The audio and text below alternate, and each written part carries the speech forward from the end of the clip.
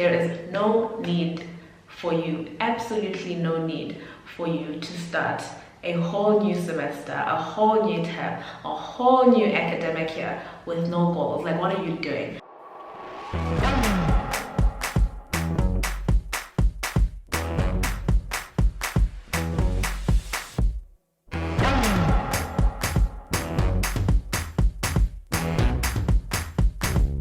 Hi guys, welcome back to my channel. I'm Natalie Caitlin and my channel name is TheStylishMed. Thank you so much for stopping back. If you're new here, please do subscribe to my channel and join the family. And if you're not new here, thank you so much for coming back again. Today we are talking about all things going back to school, all things back to school, something that I am not going to be doing in a while. I don't know why this is making me so excited, but anywho, so today I just thought I'd come and tell you guys some like 10 tips that I feel like are really important when you go back to school, like when you start a new semester, start a new term, start a new academic year especially. And there's no better time than now because this is back to school season. Most of you are going back to school or have already gone back to school or will be going back to school soon.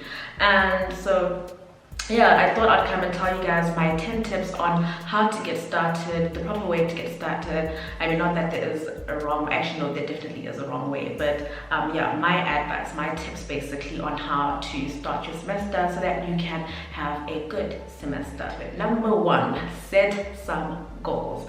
Listen, there is no need for you, absolutely no need for you to start a whole new semester, a whole new term, a whole new academic year with no goals. Like, what are you doing? You need to set yourself a goal so that you know you have something to work on throughout the semester, so that when motivation is lacking, so that when you're feeling down and things not going well, you know, in other aspects of your life, you know that okay, this is what you came for, this is what you're working on this term, this is, you know, the target goal, and you have to grind. There is no harder way to struggle in medicine, especially in any course actually, than to have no goal. Because number one, school is hard on its own. School is even harder when you're just going day to day with no plan, waking up and doing whatever the wind tells you to do. Wherever the wind blows, you go. And that is not how you want to start a semester, and that is definitely not how you want to do med school especially. Number two, know what you're walking into. What I mean by this is, don't be that person that just arrives in class on the first day of school and doesn't even know what the curriculum says you're doing that semester. You don't even know what subjects you have going on in that term, okay? Don't be that person. You need to know what you're getting yourself into. What I used to do is, before the semester even ends, I would know like, okay, what courses do we have next semester? So that throughout the holiday, I can do some research, you know, find books and all that, and know, okay, by the time that I'm starting, I know I have an idea of what's expected of me this term.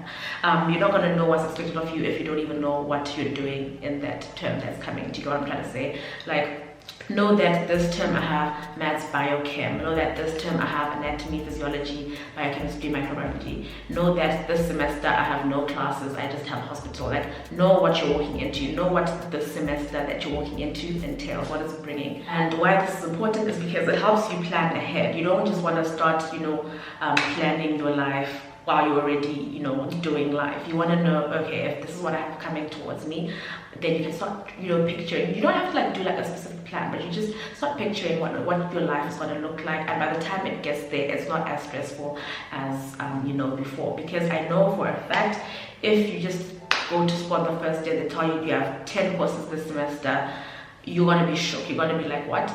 And you know it's going to stress you out. But if you've really known for a while that this is what you're walking into, then it's not that bad. Number two brings me to step number three, which is get your books in advance. Listen, if you go to a school that was like mine, where if you sleep on yourself, if you're late to the library to get books, to borrow books, that's it. Literally in my class and the way my classmates were set up, if you go to the library on the first day of school, you're too late. You're too late because everyone has already gone to borrow the books. So what I used to do is a week or two before, whenever the library is open, I would go and get my books. And this comes from the fact that I already know what I'm going to have, what subjects I'm going to have this semester. So I know that I need to go and get an oncology book, orthopedics book, surgery book, obstetric gynae book, and I'm covered. And so it's important to just obviously you want to know which books are the best books, but because your girl is the plug, I have a whole playlist of videos that shows you guys the books that you need for each and every course in medicine. Obviously, if you're not a medical student, this doesn't apply to you because I don't know what books you guys use in your courses. But if you're a medical student, check out this playlist. It has all the books that you need for medicine, surgery, peds, obs and gynae, and also all the junior years of med school. So like your basic chemistries, your microbiologies, histologies, anatomies, all those things. Oncology, I covered that in this playlist, so do definitely go and check those videos. A lot of people tend to ask me sometimes what books do I prefer to use, and I've already said these things in these videos, so do check those out. And so yeah, get the books that you need. And if when the semester starts, then the professor or the lecturer or whoever's teaching you tells you that this is the book that they recommend, you can also get that. But don't just be waiting on them to come and tell you that, okay, these are the books that I want to tell you to use. What if they don't have a book that they recommend, and then what are you going to do? So you need to get all your books in advance, and by the time the semester starts, you know you're already in that zone, you're already in grind mode, and you can actually start studying from day one. So this brings me to number 3, which is create and set your daily plans, your routines, and all that good stuff, your meal plans, everything.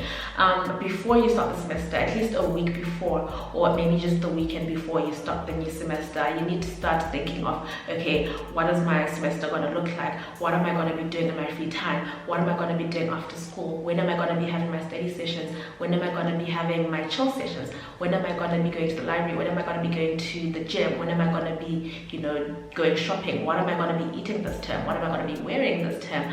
I used to plan everything. Listen, when I say that the semester would start, right, I would literally have my routine set out, because we used to get our timetable like at least a week in advance, or maybe a few days in advance. So you already know that, okay, I want to be free between 3 p.m. and 6 p.m. on a Friday. I want to use that time to go to the gym. So this is what I mean. Get your timetable, get your life organized, start planning to say, okay, my gym time is going to be this time, my break time is going to be at this time, my morning routine is going to look like this, my evening routine is going to look like this, my meal plans for the semester are going to look like this, And it's really important that when you've done this, you start working on it from day one, which is why I'm saying plan it in advance, so that when day one comes, you start your morning routine, you start your daily routine, you start your gym routine, you start everything. It's easier to create a habit and create a routine and create a lifestyle when you start working on it from the very get-go. Don't kind of just like, a lot of people like to use the first week of school to like just get things, they just get through the week essentially, and then they start doing life in the second week of school. And I'm against that, really. Like, I feel like you don't have to like go all in the first like week, but you should start doing something. If you know that your morning routine is going to be waking up at 5 a.m. For the semester, don't start trying to do it in the third week and the second week. On the very first day, wake up at 5 a.m. Even if you don't end up studying, just be awake, do something, just be awake. Have your cup of tea or cup of water, whatever, start preparing for school or watch a sermon, do something, but be awake, so that by the time next week comes, your body's already used to being awake at the time. There's no way you're going to start in the second week or the third week of school waking up at 5 a.m. and being productive. It doesn't work like that. A habit takes time to develop, and you develop that by creating a routine. With that said, I just launched my student planner bundle for the year 2020-2021, which has a whole wide range of planners, spreads, and trackers that you need to organize literally every single aspect of your student life: your academics, your spare time, your health, your finances, your side hustles, your study sessions, your classes, your group projects, your assignments, your grades. Everything you can track and plan with my student planner that I am selling for only $10 or 170 rands. So be sure to check that out. I assure you that that planner will help you and change your life. If you're a person who struggles to, organize yourself or stay organized, especially as a student, then this is the planner for you. It has over 30 spreads that you can use to make your own customizable student planner. So the bundle has 30 spreads. It also has some blank templates for you guys, so that you can choose what you need from those and use those as your planner for the whole academic year. And so this is why I'm saying it's really affordable, really cheap, because for only $10 you get to use this planner for the whole year, and it has everything you need, including your timetables, your exam timetables, your study session planners, your monthly study planners, your weekly study planners, your daily study planners, your habit trackers, everything. So do make sure you get your hands on that. You can shop everything on my website. The link will be in the description box below and on the screen at the end of the video, so that you guys can go and check it out. Whew, yes, it's nice to be able to plug your own product in the video. Step number 5 that I advise everyone to do at the beginning of the semester is to get your school supplies in advance, and not just your school supplies, but all your supplies in general, like everything you know you're gonna need for that semester. Get it in advance. Don't be that person, guys, come on, don't be that person that starts buying school supplies on day 3 of school. Like, there's no, you know that you're going to school on Tuesday. Don't start buying things next week Thursday. Buy things on Monday or even a week before that. What I mean like by school supplies is your you know, all the stationery you're gonna need, all the food items you're gonna need, your groceries, your personal supplies, your pads, your tampons, your everything that you need, you know, that semester, that you can buy in bulk or buy in advance. Do buy it, so that kind of just relieves you of the stress of and the pressure of knowing, okay, I need to do this, I need to do that, I need to get this, I need to get that. If you get it in advance, by the time you start, you're stress-free, you're relaxed, and you already know that you have everything you need. And at the same time, I feel like buying stationery and all that, it for me at least, and maybe people like me can relate, but it used to make me motivated and excited for school. That's psychologically preparing you that, okay, school is coming, and helps you get in that school mode, that school grind vibe again. And you know, by the time school starts, you're actually excited and ready. Tip number 6 is to create a conducive environment for study. When I was in high school, there was a teacher that used to say something is not conducive for study. Like, she always used to say that, and ever since then, like, I've just adopted that. Everything in your room or in the place that you study must be conducive for that study that you're trying to do. Okay, there's no reason for you to not have a study space. Like, you're in university, you're in high school, you're in school, and you don't have a study space. What are you doing there? Okay, you came there to study. You need a study space, and that study space has to be conducive. Okay, it has to be conducive for study. So I have a whole series that I did a year ago or 2, where I revamped my desk, revamped my study space, because I feel like it's very important to have a study space that motivates you to study, a study space that's inviting, that makes you actually want to sit there and study. If you want to study, no matter how motivated you are, if you sit and study in a space that's clustered, that's not conducive at all, you're not going to get much studying done there. So it's really important that you create your study space the way you want it, tailored to you and your needs and your, you know, how you like things to be set up in life, and have that for you, so that when it's time to study, you already have your space and you're already going. And this has to be done before school, guys. Like, I feel like it's important to do this before school, so that on day 1, if you're gonna study, everything's really ready. And so I did a whole playlist, like a back to school series. You can check out the playlist here. I will leave the link in the description box as well, and at the end of the video, so you guys can go and check it out. I did like a whole series of videos, how to stay motivated in school, how I revamped my desk, how I did my bullet journaling, the supplies that I needed, and all that. So you can definitely go and check that out. It was a year or so ago, but it still applies. It's those kind of videos that can be applied every year, because those things don't change. When you study, you need supplies. When you study, you need a conducive environment for study.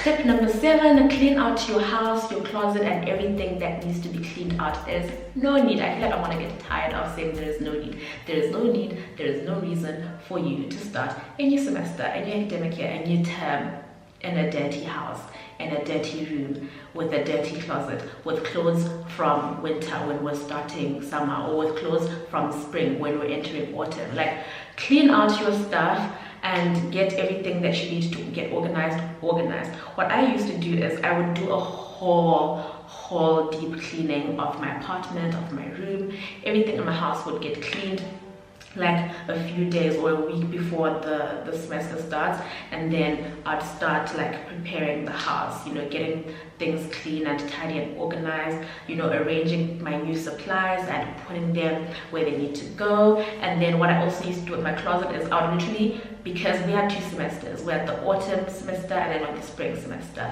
So when autumn starts, obviously I'm now putting away all my summer clothes and putting all those things away, and I'm taking out my winter clothes, and then eventually my spring clothes will come in later. Yeah, so get your everything that you need. So now we're going into the autumn semester, right? So you need to have your coats and your jackets coming out. There's no need for you to keep your crop tops in the closet because you're gonna wear those next year. So put those away and get your coats out and start preparing for the new semester that's coming. And this is also the time that you can start planning your outfits for the semester. If you're that kind of person like I was, I used to plan my outfits for the semester, or at least every week I would have, you know, like my outfits ready, like for the beginning of the week, like on a Sunday, I'd plan out all my outfits for the week, and I'd know that I can wake up late and I don't have to worry because I know what I'm wearing to work or what I'm wearing to school. So step number 8, after you've cleaned out and put away everything that's out of season, is new semester, new you. Okay, what do I mean by that is I used to do my hair, do my nails, do everything that you can do to revamp you. You can do that. For example, if it's your hair, your nails, dentist appointments, health appointments, I don't know, something that can make you feel like, okay, new me, new semester, let's go, let's get pumped, let's get excited. So yeah, for me it was doing my hair or doing my nails. In semesters where I knew that I didn't have classes and all that good stuff, I would definitely go and like just revamp and change my look completely. I'm always saying this, when you look good, you feel good, and when you feel good, you want to be good and you want to be productive, and it's just good vibes all around. So I feel like doing your hair, doing your nails, getting new clothes, maybe going on a shopping spree, all that good stuff, it helps you put you in that good mood that you need to be in when you start a new semester. Step number 9, detox and rest. Listen, do not be that person that is out the night before school starts. Okay, don't do that. Don't be that person, especially if you're in mid-school, guys. Save your energy, rest. You know very well that when the semester starts, it might seem like, okay, it's not too overwhelming, but at some point it just hits you from nowhere, and then you are exhausted, tired. Like, there's no need for you to be going out like the last night or the last weekend before school. Yes, it seems like a good idea to go and see everyone at one last time before you guys go back to school and everything. But think about it. If you go out on a Saturday and on Monday you're starting school, Saturday you're going to be out till late, Sunday you're going to be tired all day, next day boom, Monday starts and you're still tired. You don't need to do that. If you start the semester tired, Monday you're going to be tired, whatever day you start school you're going to be tired, and then you're going to not study, you're going to not do anything, you're just going to be using that week coming back home and resting and sleeping. And the weekend is going to be when you start trying to say, okay, what are we actually doing this semester? Start planning your semester. And people are moving, people are moving, and you're there trying to recuperate at the beginning of the semester. Like, there's no need for that, okay? You need to stop playing around and whatever, detox, rest, just be found at home, enjoying your personal space, enjoying your rest, distressing, detoxing, you know, good vibes, or whatever it is that you're doing, exercising, working out, refreshing, doing your skincare, doing your body care, doing your mental health care, whatever it is that you do for yourself, doing that. Do that before the last few days. Like, do that during the last few days before school starts. Then the last tip for having a good semester and starting a semester for me is leave the past in the past. Don't bring past relationships that ended badly last semester, past entanglements, past situationships, past failures and everything. Don't bring that into a new semester. Leave that where it happened, okay? This sounds easy to say, obviously, right now, because I'm not going through anything, but I've been in situations where I was starting a semester and I was dealing with baggage from the previous semester, and I brought that baggage into the new semester, and then the whole semester went to crap. Like, it was this, it's a mess, guys. It's not worth it. Whatever happened last semester, leave it there. If you failed an exam, leave it there. Study, use that to motivate you to say, okay, this semester I want to try harder. If you got a 65%, this time aim for a 70. If you got a 70, aim for a 75. If you got a 75, aim for an 80. If you got an 80, work for a 90. If you got a 90, work for 100. You know, the higher you push yourself, the more you push yourself, the higher you aim, the higher the chances of you actually getting there. But if you just say, oh, woe is me, oh, everything is not going well for me, nothing is going to go well for you. Like, there's power in the words you speak, there's power in the vibes you put out there. Don't be that person that just oozes negativity for no reason. Like, things happen to us, but things are not us, okay? You're not your situation. How you react to situations is what defines you. So if you let your failures and your everything that's going wrong for you in your life, whether that's your personal relationships, family, whatever it is, don't let it, I mean, it's easy to say don't let it get to you, but I'm really like, what I'm trying to say is don't just feel sorry for yourself all the time. Try as hard as you can, you know, get out of that funk and keep working, because at the end of the day, if the semester goes to crap, if it's not a good semester, no one is going to be like, oh shame, but she had this. One is going to be like, I know she failed, okay? So try whatever you can to leave whatever happened last semester, your entanglements, leave them, start a new relationship, start life afresh, new semester, new you. And yeah. Whew, that was a lot. So you guys, I really hope you enjoyed this video. These are my 10 tips, my 10 steps that I highly recommend people to follow whenever they start the semester. These are steps that I used to follow. This is what I did for 6 years of med school and even before med school. This is how I got through med school. This is how I had good semesters and good years in my med school and uni career life, whatever you want to call it. So I really hope these help you. Leave a like, comment what you're going to be trying, comment what you normally do at the beginning of every semester or academic year or term or whatever. Yeah, subscribe to my channel if you haven't already, and I will see you in the next video. Bye.